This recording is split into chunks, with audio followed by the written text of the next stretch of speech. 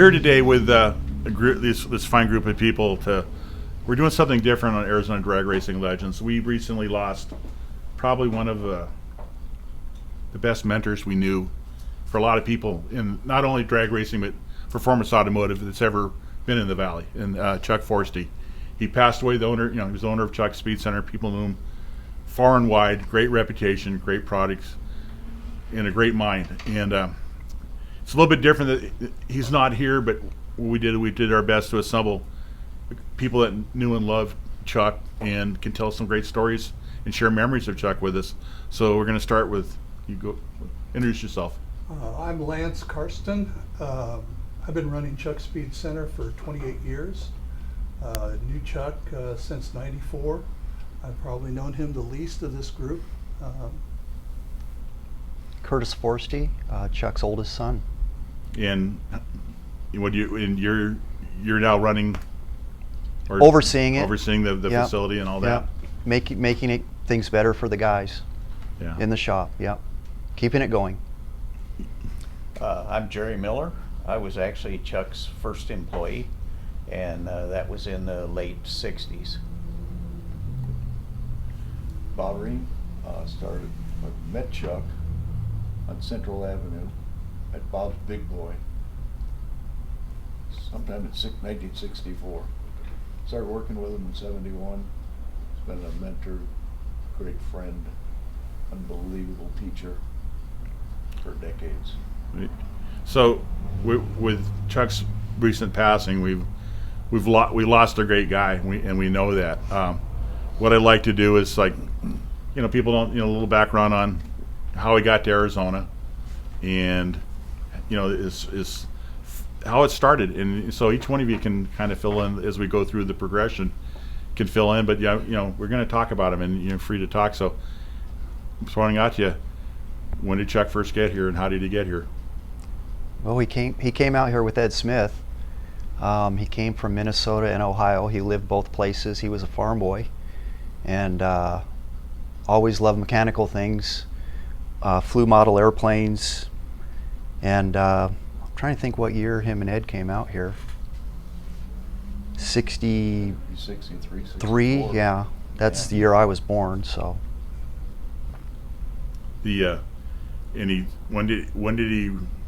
When he first got here, before he opened Chuck's, was he doing something, working It worked at elsewhere? Valley Dodge. That's where he got me at my first job working on cars professionally. I started July 5th, 1965 with Chuck and Ed Smith. They were both working together there. We had a really good time. And it was a perfect time to be at a Dodge house in They the used to- 60s with the advent of the Hemi and everything going on. It was Everything high performance. They used to do the prep on the cars, and he said he'd take them out and just beat on a brand new car. Just bang it through the gears, and It's okay. yeah. So if it held up to that, Yeah, good luck with the customer. Right, What do you got, right, exactly. So the great thing about the warranty, right. they work there, and they hone their skills and stuff. But he and I know definitely Ed, they both went off and did their thing. And so what Chuck decided he could do it better, or he saw a need for. You want a speed shop, big time. And when I got drafted in February '66, he says, "When you get back, I'll have a shop." And it was. And I I started think, in '66. What month did you start? You. I don't remember. Oh, that's right. My Sure has background, no clue. my background It was is late '66. He knows the day ended in a Y, though. this was one of my best buddies.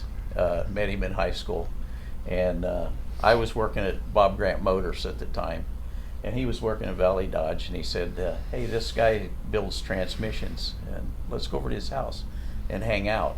And that's the first time I met Chuck, and consequently, I took my old ratty '57 Chevy over there, and we put the first adapted torque flight behind a small block in my '57, and even though I paid for it, I think I was kind of a test case.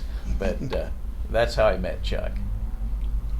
And and then progressed on. Chuck starts his business, and did it for a while by himself, and he needed somebody to go to work for him. Well, I think that he knew that how much I was into the car thing, and I was pretty handy. I think he recognized that, and he asked me to come to work for him in that little shop behind the muffler shop there on 7th and Camelback, next to the Pines Restaurant. And so it was Chuck and I for at least a year or so. Chuck had told me several times that the owner of that restaurant kind of adopted him when he needed it, looking a little hungry because he wasn't bringing the revenue in quite yet, and fed him some food and took care of him. Chuck, of course, I'm sure, took care of his cars and stuff, made everything, traded back and forth. But there were people along the way that definitely were there for Chuck that got him going. Chuck obviously had moved here, family, and he had responsibilities, and it was a big leap. And Well, in that little shop, actually one of the first things that kind of, I think, really put him on the map, he started building Gil Googis's Willie's Gasser. okay, And that thing was just a gorgeous car. And I think that really turned a lot of heads. And then we went ahead in that same shop, we did Kenny Fulcher's 55 Chevy, which was another kind of iconic car at the time. And I think that's a couple of projects that we had in there that really raised the level of the shop. people started just looking at him, and they'd be in the place to go. So just to back up, his Kraft Auto, his first Oldsmobile race car, Yes. I don't remember anything about Kraft Auto, It's or just sponsored by them. just sponsored by them. Yeah. Okay. I think they did machine work for them or something. Do you remember that car? Oh, yeah. Okay. Mhm. You remember what it ran in the quarter? Low 16s. I was gonna say high It was a 15s. 303 motor. Yeah. Okay. All right. And that car, actually, I think he built it at his house. Yeah. On Ocotillo. I think I have a photo of the headers he built for that. I think he hand built the headers for it. Yep.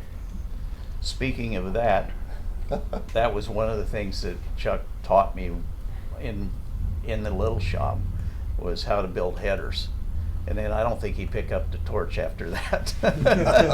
Right. Once he Right. had you, he didn't need to do it any Right. longer, right? Evidently. So he was in the little shop, and how long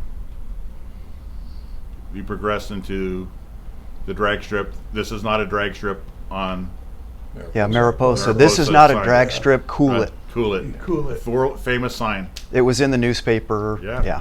See, I went off racing. I went back in the Midwest and was racing sprint cars. And that whole thing took place while I was actually gone. And then I come back, and he's got a big shop over on Mariposa. And That- of course, yeah. I went back to work for him. That was '66 when the shop opened, I believe. On 7th Avenue. But when he went to the cabinet shop, it was 69 or 70. Yeah. Okay. Okay. So it was a cabinet shop prior to, Yeah, it was a wood and- shop. and a big Yeah. leap of faith that he was going to actually make that place stay busy. The worry that every business owner ever has when they try to expand. Yeah. Yeah, when I started in April of 71, Trippy had come in that morning and says, "Oh, we'll be back after lunch. I'm going racing with Dickie Harrell." Yeah. Trip Shoemake. Yep, I think April was the last time he drove the Corvette. yep. And then April of '71. Yeah, this, the first car I remember seeing that said Chuck's on it was that yellow Corvette, Yeah. and and Trip driving it, and Trip could definitely Oh yeah. bang the gears, and He could wheel Trip- it. he knew how to drive. Trip actually beat my dad in a final. Trip was driving the Ingram 55, and my dad was driving the Corvette. My mom didn't know it, because when that Corvette was first built, and second pass, my mom is standing behind it, and she told my dad, she says, "No, I don't want you to drive that anymore." She was watching how squirrely the car was. She said, "You got two boys to take care of." So my dad was out of the car for a while, but then later on he was racing, and my mom didn't know it. And of course, Tripp beat him in the final round. Their little pride there. He won either way because he sponsored other cars as well. He basically built the other cars. There was a Maintained lot it. of race cars that he Right. he sponsored. So yeah. we Yeah. talk about that period of time. We talk about the the Ingrams and all the other cars that he. I mean, if the cool cars for a long time all said Chuck Speed Center on. Yeah, well, Chuck told me at one time he had 11 different cars that he was maintaining. Yeah. Yeah, Well, out of the shop. I remember when the Ingrams went to the Camaro, and I was out of Phoenix Dragway, and Randy was having a hard time shifting the car, and Chuck doubted anything was wrong with it, so he crawled underneath the car with a big sledgehammer, and banged on the transmission, the frame a couple times. I know this story. I've heard it, and he wouldn't make any changes. He didn't make any Right. change. Randy went out, boom, boom, boom, Yep. and it worked because he knew the car was right, and Randy just had to be reassured Yep. that Chuck looked at it. But it was like I remember Chuck saying when he got up, that's the first conversation I ever remember having with him. It was just happened to be there at the right time, and I still smile about it because he knew his stuff. He knew the car was right, Yep. Yeah. and Perfectionist. Yep. No doubt. absolutely. That was a beautiful car as well. So we're talking now. We're kind of in the early '70s. You're working there. When did you return, Jerry? I actually returned before Bob started working there. Yeah. I was working there with Tripp, and at that time, as we still had when the shop was relatively new, we had the Ingrams, we had the Watley brothers, we had a few other cars. Mike Everton had a Nova. Mike Everton. Wasn't Jesse in there too, the Freemans? Jesse Yep, Freeman. Jesse Freeman. We had Stan Johnson. Stan ran for a Johnson, while. his green wagon. Yeah. Yep. And And my dad and Stan were close friends all their lives. so. things were busy at Yeah. that time, and really started getting on the map. So what was it like? Now you two are working there. Right. You're still a kid, I'm basically. yeah. I'm 7, 8 years old. So you go and you see, wow. Yeah, I mean, I remember Tripp taking me in the Corvette, idling through the pits, and the open headers and all of the tin work rattling around, and I still remember how cool that was. And I was a gearhead at that age still. But and I remember sitting at the end of the strip, mainly the fuelers coming by, and your Coke would vibrate across the hood. Those are some of the memories I have. But all these different race cars, I don't really remember. But your dad was in the middle of it. Right. I He was was the too young. guy. Yep. And then when you're growing up, Lance, you were quite the drag race guy with your family. The experience of being at the circle track and all the sensory things and all the cool things that you're in. And we could do a great story about your family and your dad and everything he did for in the circle track racing as well. Yeah, I was going to sprint cars races at 12 years old, and then my dad finally sneaked me into the pits after a while. So the first experience I had with Chuck Speed Center was actually watching Bob in the Super Modified. They had the AMC powered Super Modified out there, and it was always fun to watch Bob because he was not a very shy guy, and he was always fun to be around. And a size 12 guy in a size 10 car. Yeah, Yeah. with big old tall boots, Yeah. Moccasins. moccasins. A lot of parts. I remember those. Yeah. A lot of Yeah. parts. And so that's how I got to know Chuck's. And as time went by, I felt a need to leave the family business, and I thought, well, where in the world would I go? And I said, well, I hear so many good things about Chuck's. I think I'll go talk to Chuck. So Chuck and I actually went out to lunch at Ricardo's Mexican Food up on 24th Street in Thomas. And he just sat down, and the first thing he said is, hey, I'm not hiring you away from your family. And I said, I've already told my dad that I'm leaving. I just didn't tell him when. And he goes, okay, well then let's put something together. And that was in May of '94, and I've been running Chuck's ever since. So yeah. Your love of racing was fulfilled when you went. It's still. Yeah. Oh yeah. gosh. At Chuck's, the crazy part about that place is Bob had just left to do his own thing, and Russ had just left, and so there was a hole, and I went there, and you never know from one day to the other whether you're going to be working on a Chevy pickup or a hot rod or Motorhome. Or at the time, Yeah, motorhomes motorhomes back then. and boats too. Yeah. I mean, Yeah. People go, what do you do to motorhomes? And I said, well, we've done, $1.3 million worth of purchases from Gale Banks, putting them on diesel pickups and motorhomes.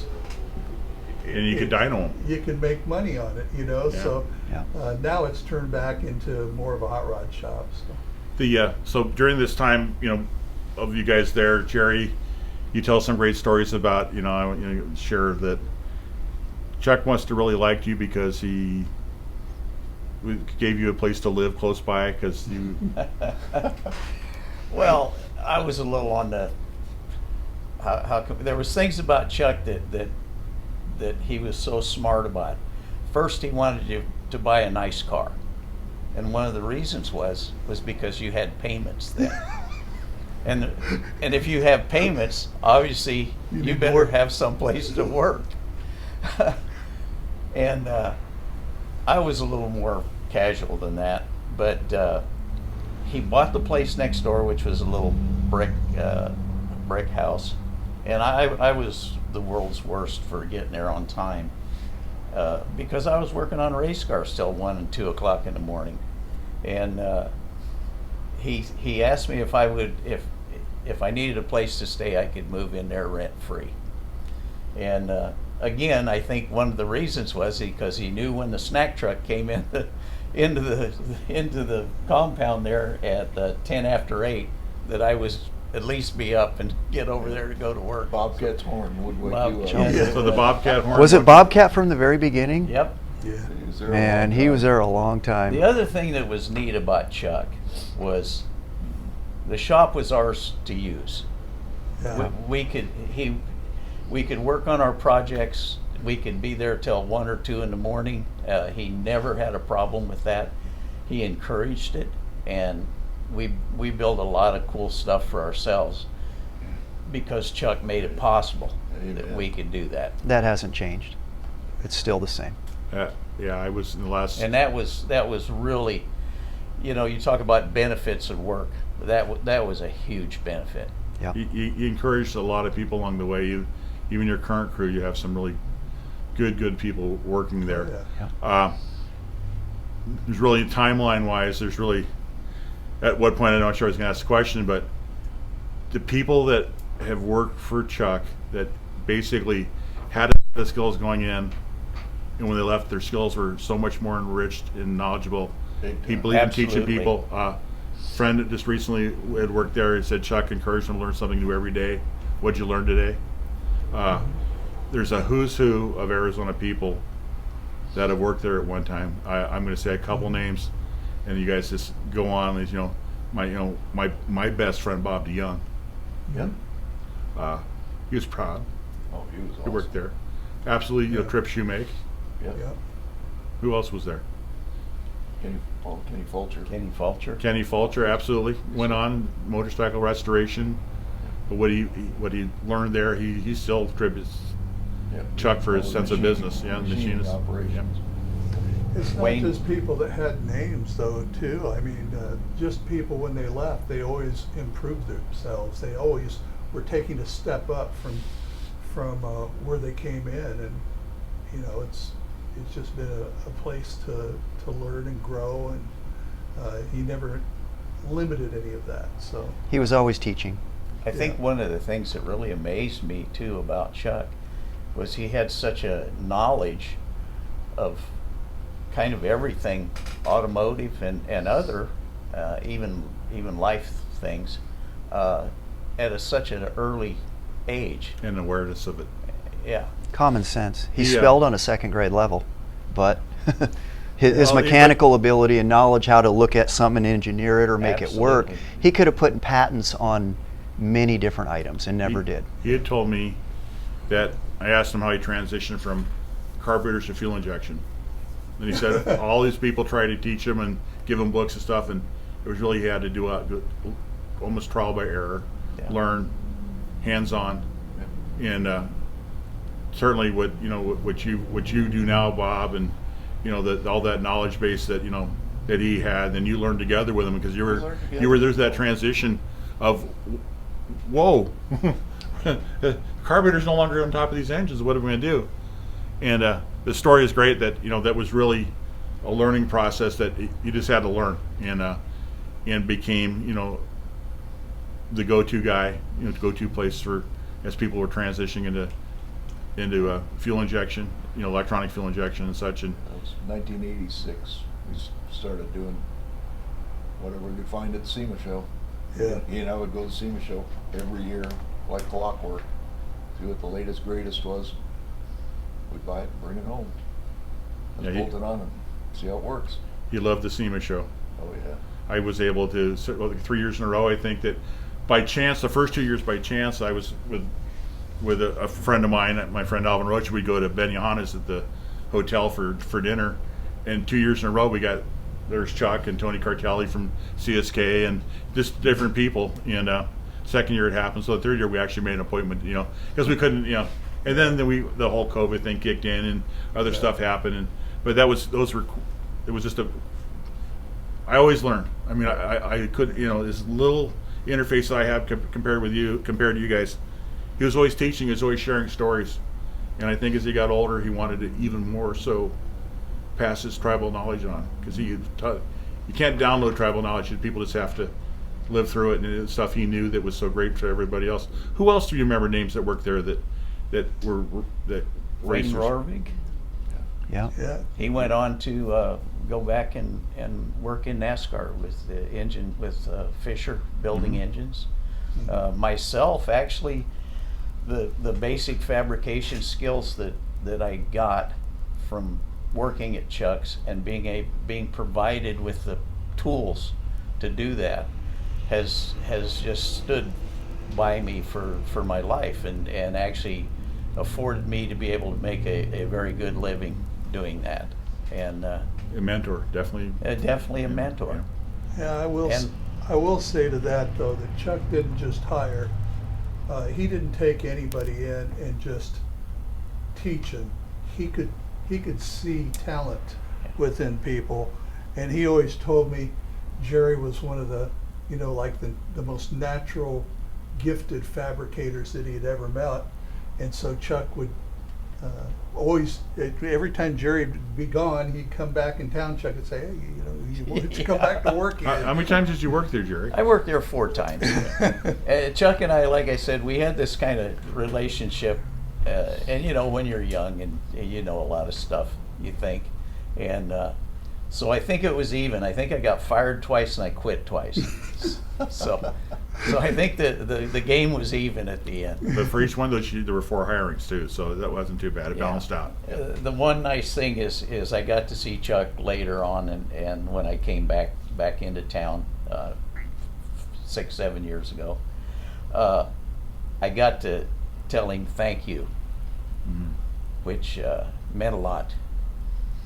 And he Very just, satisfying. typical Chuck, he just kind of blew me off like, Yeah, I mean, he was definitely Yeah. didn't want to hear it. he didn't want to hear it. So for our viewers, we had Bill Gusick and I and Mike Beakey, who do these videos. We had talked quite a while that he was on our list of wish we could do it, but we knew he would never do it. He's just he didn't want to talk about himself. Yeah. Nope. He always liked to talk about other people Yeah. and their successes. He was proud of those other people. Chuck went through and did some things. He, for a while he was like, early Corvettes. Built quite a few nice ones. I think he had 18 of them. He did 18. Yeah. Doing LS swaps and then Oh, yeah. different things to him. Well, and him and I, we were able to work on a car which is almost done.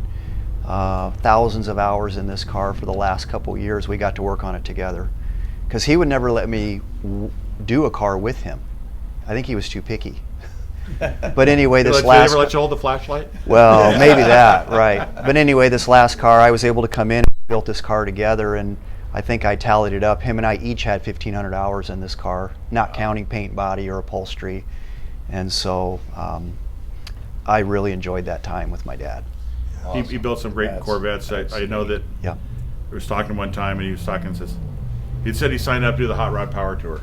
One of the And- cars, the 60 Corvette, Right, the and he red and was- white one he took I back. was all excited about it, and I said, Yeah. "Does it have air conditioning in it?" He goes, "No." I go, "I've done the power tour. Yeah. You're gonna want air conditioning." Yeah. Oh, and then he finally says it nearly killed him putting the air conditioning in, but he did. And when he got back, I remember he thanked me for telling him to put air conditioning in the car. Yeah, because it's a. If you've never done the Hot Rod Power Tour, it's fantastic. The venues where you stop all these people, but driving down the road and they take you through a lot of country roads off the freeways, put you on state highways where people live, and to go through towns where people are all lined up along the side of the road with their signs and their chairs and they're waving as you go by. And I bet he, I just know he loved that part of that. I think he put 5,000 miles on the car that Yeah. trip. Him and Paul did. I did one year that from my house to my house, started back in Charlotte, 5,600 miles. Right. Yeah. But anyway, I'm going to take my wife, and we're going to take the car that we built, Gonna do and it. we're going to go do that. I don't know That's when, cool. but he really liked that. He was very excited Yeah, about he'd be that. really happy that you Yeah. did that. Yeah. I told him you'll have the best time of your life, and Right. when he came back and basically said, "Yeah, you Yeah. did." That Yeah. made me feel good because Right. I encouraged him and he did the right thing. He signed up for the VIP package, which got him a little bit extra better parking places and better hotels. But he enjoyed it, and I think those are one of those bucket list things. Who's the engine builder back east that they toured the warehouse, the big factory? Jasper. Jasper, right? Jasper. Yeah, they went through that. He really loved that. Oh, he told obviously. me, yeah, he was. Yeah. Lance, you probably heard all about it when he got back, and Oh yeah, he was so happy. He said, "Yeah, I drove over 5,000 miles and got 23 miles a gallon in a hot rod." I'm like, oh, who cares? Chuck cares. Yeah. Right. But that, Oh, and he kept track of it too. Oh yeah. Yeah, but you that's in a hot rod. We never thought we got hot rod back in the day. We got four gallons to the mile. Yeah. Right. Oh, yeah. Right. You know, Exactly. we're happy for that. He Yeah. he also then his last passion he seemed to be was in the C10 trucks. Mm-hmm. Build a few of them, and he was collecting them. Yep. And then did some build. I would remember going by when he's working on the GMC with it had the clearance lights on top of it. Yep. But Yeah. and he would if I was there, he wanted to take me back and show me everything, and he was just so proud of his work. And you know what? He had the right to be. Oh, He got bored with the Corvettes, is what it was. Yeah. Yeah. Yeah, he could only do some. Corvettes Right. after a while Yeah. they're all the same. Right. He knew how to buy engines from people. Mm-hmm. If he knew how to go out and buy used LS engines. He told me that how the different stories of what he'd buy and what he'd go out and look for things, the different vehicles he bought that most people probably wouldn't have sold that he ended up being able to buy. And when anybody would buy something that he built, they got a first class car. Oh, it Oh, was yeah. right. Yeah, there's nothing wrong with It that didn't car. go out the door unless it was right. So we appreciate you being here. The important thing is that Chuck meant a lot of different things to a lot of different people, but he was one man, and the dash in his life. Born on this day, died on this day. We all have the dash in the middle. His dash should be like bigger than the numbers themselves, because he accomplished so much and meant so much to so many people. You just don't see that anymore.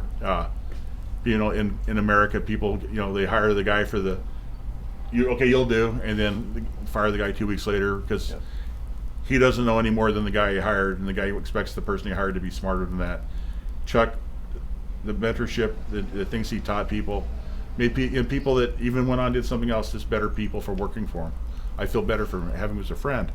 I think you can say that Chuck, he invested in people. Yes, Mm-hmm. well put, Jerry. For me, he was truly my best friend my entire life. Yeah. I mean, I leaned on my dad hard all the time. Good. So, And he got the best out of all of us. yep. Yeah. He made us do stuff that never thought we could. Yeah. We just, the common sense, the farm boy common sense deal, he just Yep. related to us. Yep. Well, It was spectacular. Yeah. I had a good relationship with my father, but Chuck did more for me than my own father did. And there was no reason for it other than he was investing in who I was. And consequently, it made you want to do something for him. And I've been there 28 years at the shop, running a business that is incredibly fun, yet his standards never changed. Even the last few weeks of his life, he would come in and Kurtis would bring him down in the morning and he'd just hang out in the shop. He'd wheel himself into my office and he'd say, "Hey, what are we doing with that Camaro back there?" And I'd tell him and he'd say, "Well, did you ever think about this and this and this?" And I went, "Oh, crud, maybe I better go back and have that conversation." And Yeah. even after 28 years of running the business, he always had this insight that most people he could see the problems before they occurred. And it was just a gift, a mechanical gift he had. He told me when I went to work there, he read and wrote at a 3rd grade level. And I thought, oh man, what am I getting into? And the next thing you know, I'm realizing that I'm over my head with somebody that understands mechanical things in a way that, and I'd been around smart people. I'd been in the racing industry my whole life. I'd been around guys that were Indy 500 drivers and Indy 500 owners and engineers and, you know, fuel injection guys. And Chuck, just to me, was the most common sense mechanical person I'd ever seen. So, One of a kind. Yep. Amen. Yep. The we wanted to end this by thanking you guys for being here to celebrate Chuck's life. I'm sure there, Glad to do it. if we really were to just let the camera run, we could probably sit here for hours and talk about Chuck, and that'd be all good stuff. Definitely an Arizona drag racing legend, an Arizona legend in itself, a Valley legend. You watch this place grow, the city grow. Did so much for everybody, and we wanted to say thank you, Chuck. Thank you for everything you did. Thank you guys Thank for you, being Chuck. here. Appreciate it very much. Yep. yep. Thank you. Brad. Our pleasure. Yep.